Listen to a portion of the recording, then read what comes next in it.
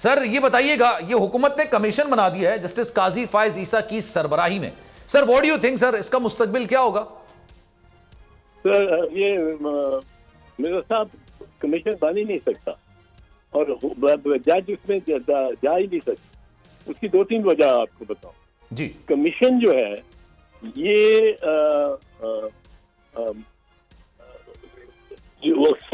Supreme court کے ججز اور ہائی کورٹ کے ججز اپنے کوڈ آف کانڈکٹ کی شک نمبر 7 کے تحت کسی ایسی کمیشن میں نہیں بیٹھ سکتے جو گورنمنٹ بناتی ہے.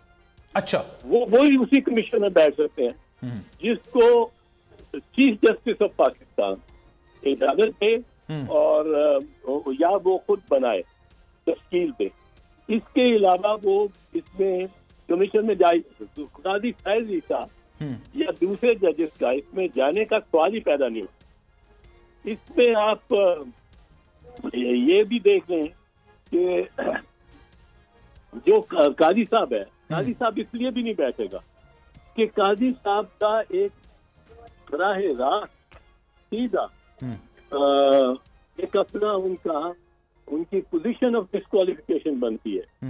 کیونکہ یہ کمیشن جو ہے اس کے اگر ٹرمز آف ریفرنس دیکھیں تو یہ زیادہ تر ان کا تعلق ہے معاملات بابت چیف جسٹس آف پاکستان. اصل میں حکومت بار کر رہی ہے عمر عطا بندیال سے چیف جسٹس آف پاکستان، اور وہ یہ طریقہ انہوں نے ڈھونڈا کہ قاضی صاحب کو لے آئیں. قاضی صاحب کیوں انہوں نے سوچا لائیں گے؟ کیونکہ قاضی صاحب اور عمر عطا بندیال میں آپس میں کچھ اچھے تعلقات نہیں، اور یہ انہوں نے سوچا. اب قاضی صاحب اسی وجہ سے کہ ان کے تعلقات اچھے نہیں، اور اسی وجہ سے کہ عمر عطا بندیال صاحب نے قاضی صاحب کے خلاف قاضی کے ذاتی ریفرنس سے ان کے قاضی کے خلاف فیصلہ دیا. اب قاضی صاحب ڈسکوالیفائڈ فرام سٹنگ، تو باعث بڑا اوپن کلیئر باعث بنتا ہے. اچھا، نہ وہ بیٹھ سکتے ہیں under the code of conduct, نہ وہ بیٹھ سکتے ہیں بیکاز آف باعث. اور یہ جو ہے کہ وہ ایشو ہوگا ڈسکوالیفیکیشن. اور یہ اچھا وہ جو ٹرمز آف ریفرنس وہ بڑے عجیب ہیں. وہ سارے ہیں آڈیو ٹیپ سے. آڈیو ٹیپ سے یہ گورنمنٹ بڑے بغلے بجاتی پھر رہی ہے کہ ہم نے آڈیو ٹیپ ڈھونڈ لیا اور اس کو ریکارڈ کر لیا.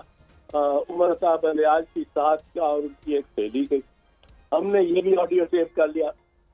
8 یا 9 آڈیو ٹیپ اس سے ٹرمز آف ریفرنس. آپ کو معلوم ہے ان کو یہی نہیں معلوم جو گورنمنٹ والے ہیں، خبر نہیں ان کو کیا مشورہ دیا جائے.